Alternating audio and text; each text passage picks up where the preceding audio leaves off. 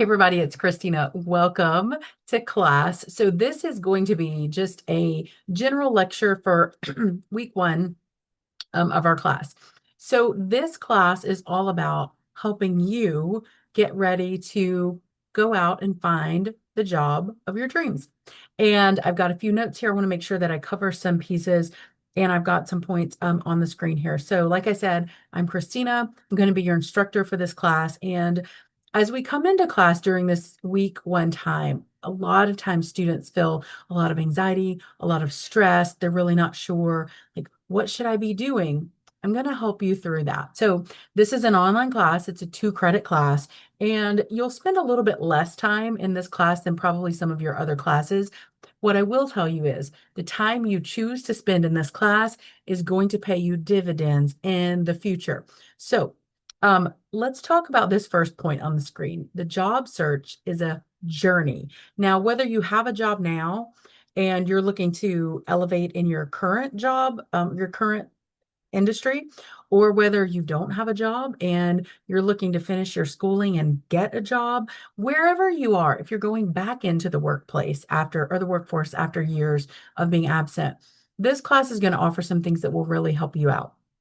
So, the job search is not just about resumes and interviews. Back in the day, people would just go like knock on doors and fill out paper applications. It's not like that anymore. The job search world is vastly different these days. And now that we have AI as a really big tool or a companion, as some people say, in the job search process, it is having quite a few pros and quite a few cons, and we'll talk about that as we go through as well.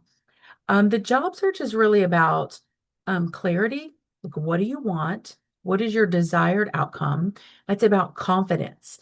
A lot of times for students, it's really difficult for them to kind of quote toot their own horn or brag about their skills or brag about their successes.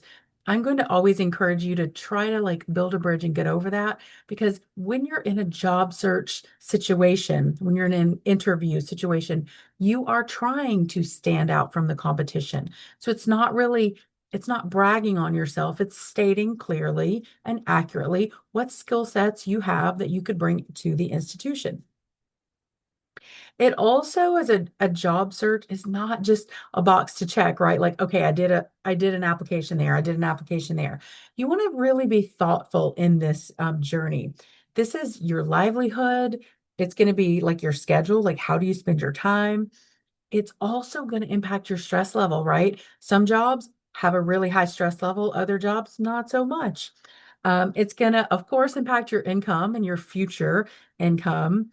And it's really about what is it that you want that fits into your life when it comes to your job search.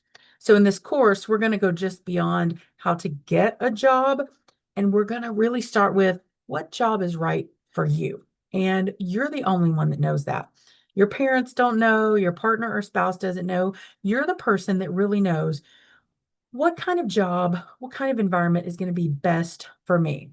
And as we think about that, we're going to move into the second point, which is knowing yourself is step number one. In the first week of class, we're going to do some self-assessment work. So you'll have 3 opportunities to do 3 different self-assessments. One of them is on your skills, one of them is on your values, and one of them is called the Holland Code quiz. And that's just looking at some of the key attributes of your life and your characteristics and seeing what area of work might be best for you based on those things. So before we start chasing those job openings, we're going to take that step back and we're going to look inward. Um, who are you right now? And you'll hear in some of the instructional videos for the assessments that I tell you all, do the assessments from who you are today, not from who you will be when you graduate or who you will be when you get your perfect job, but who are you today? What are your preferences today? That's going to help you the very most. You want to think about what lights you up and what drains you. If you really are an extrovert and you like being around people, perhaps jobs that interact with people on a day-to-day basis is something that you want to look at. If you're a person who's like, no, I don't people, more than an hour a day. Maybe you want to look at a different type of job that deals with computers or plants or animals, not necessarily with people. And so we'll help you look at those pieces of what is a best match for you. Knowing yourself is the most important piece in this journey, in my opinion. The next point is no job is perfect, but the right fit really matters. I hate to tell you all this, but there is no perfect job. Every job is going to have some great things and some not so great things, some great people and some not so great people. Every opportunity that you come into contact with is going to have some trade-offs. What we're going to look for and what we're going to focus on in this class is what's the right fit? I kind of like to do the analogy of the Goldilocks, right? What is the just right job for you, using your talents and your skills and not really hitting those levers that cause stress and anxiety and panic too much. So kind of right in the middle there. And that still gives you a decent livable wage because income matters, as we all know.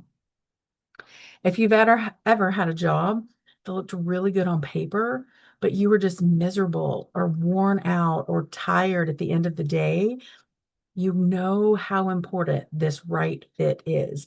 And if you haven't had that experience, let's try to help you avoid that experience. The next point is consistency is key. So when we get to the point in the course where we're starting to apply for jobs, consistency is really going to matter. And what I encourage students is do something every day or every week. So get yourself on a consistent level, or excuse me, a consistent schedule of doing something about your job search process, whether that is locating jobs. Maybe you do that on Monday afternoon. And then writing cover letters. Maybe you choose to do that on Wednesdays. And for those of you who are not yet ready to start searching for jobs, you can practice that consistency piece with the classwork. So perhaps set yourself time on Wednesday and Thursday. I'm going to work on my professionalism class. And it could be as easy as 30 minutes a day. It could be a couple of times a week. You get to choose what consistency works for you.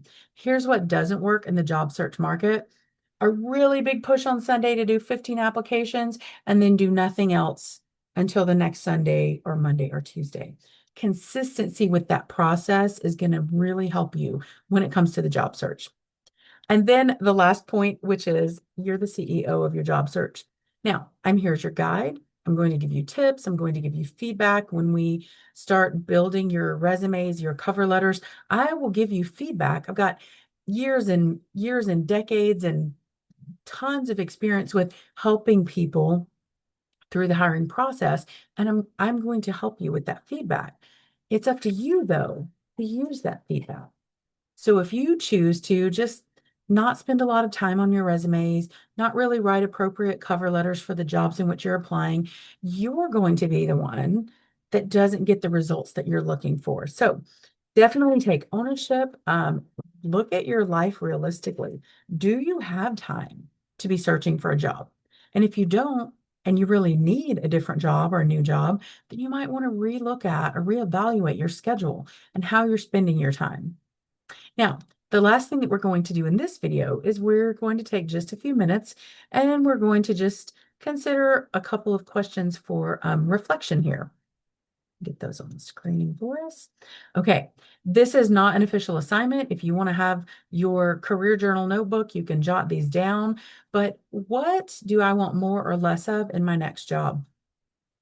So if you have a job right now and you really like the flexibility of your schedule, maybe you put flexibility on the I want more of. If you have a job where you're always getting yelled at by angry customers and you don't want that in your future job, then that would be something you put in the I want less of column.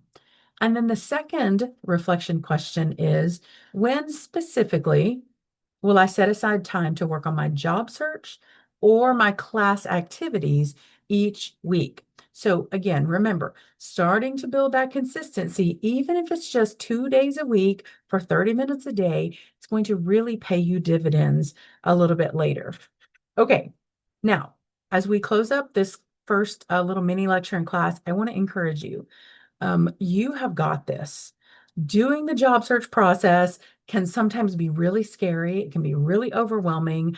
It seems like there's a lot of pieces and we just really don't always know the right answer, but you're not alone on this journey. I'm here to help you. We can set up time to speak one-on-one if you like, or we'll have some opportunities in class to do some discussions. So take a few minutes, make sure that you look into the Blackboard course shell. There are some assignments due this week. There's the 3 self-assessments, and we have a set of reflection questions that are different from these, but a set of reflection questions that are optional in the Blackboard course shell. I encourage you to do those.